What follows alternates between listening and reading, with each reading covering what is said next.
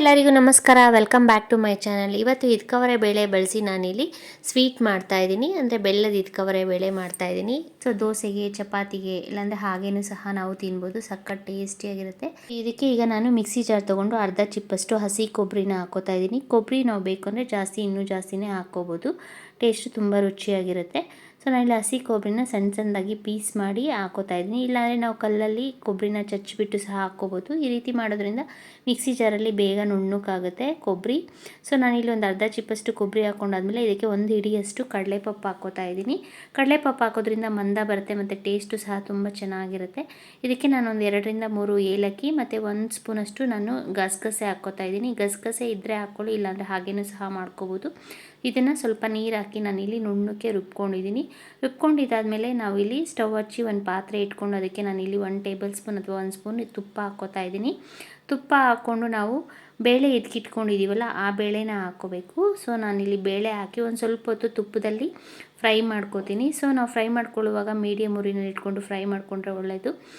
ಇಲ್ಲಾಂದರೆ ಅದು ತಳ ಹಿಡಿದ್ಬಿಟ್ಟು ಕಾಳೆಲ್ಲ ಒಂಥರ ಸೀದ್ ಥರ ಆಗಿಬಿಡುತ್ತೆ. ಸೊ ಆ ರೀತಿ ಆಗದೆ ಇರೋ ಹಾಗೆ ನಾವು ಒಂದು ಸ್ವಲ್ಪ ತುಪ್ಪ ಹಾಕಿ ಕವರೆ ಬೇಳೆನ ಹುರ್ಕೋತಾ ಇದ್ದೀನಿ. ಇದು ಆಪ್ಷನಲ್ಲು, ಹೀಗೆ ಬೇಕಾದರೆ ಮಾಡ್ಕೋಬೋದು, ಇಲ್ಲಾಂದರೆ ಹಾಗೆ ಡೈರೆಕ್ಟಾಗಿ ನಾವು ಬೇಯಿಸ್ಕೋಬೋದು. ಸೊ ಈ ರೀತಿ ಬೇಳೆನ ಹುರ್ಕೊಂಡಾದಮೇಲೆ ಇಲ್ಲಿ ನಾವು ರುಬ್ಬಿಟ್ಕೊಂಡಿದ್ವಲ್ಲ ಕೊಬ್ಬರಿದು ಪೇಸ್ಟ್, ಅದನ್ನು ಹಾಕೋತಾ ಇದ್ದೀನಿ.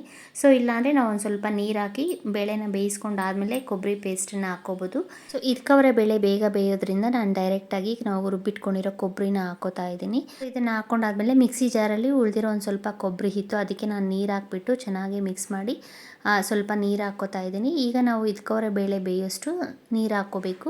ನೋಡಿ, ಈಗ ನಾವು ಕೊಬ್ಬರಿ ಹಾಲನ್ನು ಹಾಕೊಂಡಾದ್ಮೇಲೆ ಚೆನ್ನಾಗಿ ಮಿಕ್ಸ್ ಮಾಡ್ಕೋಬೇಕು.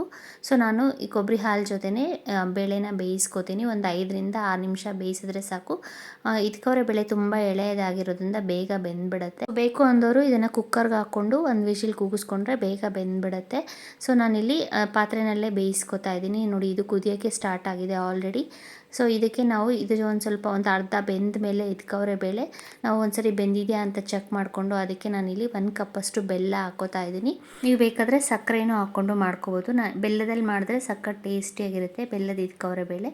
ಸೊ ನಾನು ಒಂದ್ಸರಿ ನೋಡ್ತಾ ಇದ್ದೀನಿ ಬೆಂದಿದೆಯಾ ಅಂತ. ನೋಡಿ, ಇದು ಈ ರೀತಿ ನಾವು ಪ್ರೆಸ್ ಮಾಡಿದಾಗ ಕಾಳನ್ನು ಅದು ಫುಲ್ ಪುಡಿಯಾಗಿ ಸಾಫ್ಟ್ ಆಗಿರುತ್ತೆ. ಸೊ ಆವಾಗ ಅದು ಬೆಂದಿದೆ ಅಂತ. ಸೊ ಇದಕ್ಕೆ ನಾನೀಗ 1 ಕಪ್ಪಷ್ಟು ಬೆಲ್ಲ ಹಾಕ್ಕೋತಾ ಇದ್ದೀನಿ. ಬೆಲ್ಲನ ನಾವು ಪುಡಿ ಮಾಡಿ ಆದರೂ ಹಾಕ್ಕೋಬೋದು. ನಾನಿಲ್ಲಿ ಒಂದು ಅರ್ಧ ಉಂಡೆ ಅಷ್ಟು ಬೆಲ್ಲ ಹಾಕ್ಕೋತಾ ಇದ್ದೀನಿ. ಸೊ ಸ್ವೀಟ್ ಜಾಸ್ತಿ ಬೇಕು ಅನ್ನೋರು ಇನ್ನೊಂದು ಸ್ವಲ್ಪ ಬೆಲ್ಲ ಹಾಕ್ಕೋಬೋದು. ಸೊ ಬೇಕು ಅನ್ನೋರು ಇದನ್ನು ತುಂಬ ಗಟ್ಟಿಯಾಗಾದರೂ ಮಾಡ್ಕೋಬೋದು. ನಾನಿಲ್ಲಿ ಮೀಡಿಯಮ್ ಥಿಕ್ನೆಸ್ ಮಾಡ್ಕೊಂಡಿದ್ದೀನಿ. ಸೊ ನಾನು ಸ್ವಲ್ಪನೇ ನೀರು ಹಾಕ್ಕೊಂಡು ಅದಕ್ಕೆ ಮಾಡ್ಕೊಂಡಿದ್ದೀನಿ. ನಾವು ತುಂಬ ಅದು ಕಾಯಿಸ್ಕೊಂಡು ತುಂಬ ಗಟ್ಟಿ ಮಾಡ್ಕೊಂಬಿಟ್ರೆ ಅದು ಆರಿದ್ಮೇಲೆ ಇನ್ನೂ ಗಟ್ಟಿ ಆಗಿಬಿಡುತ್ತೆ.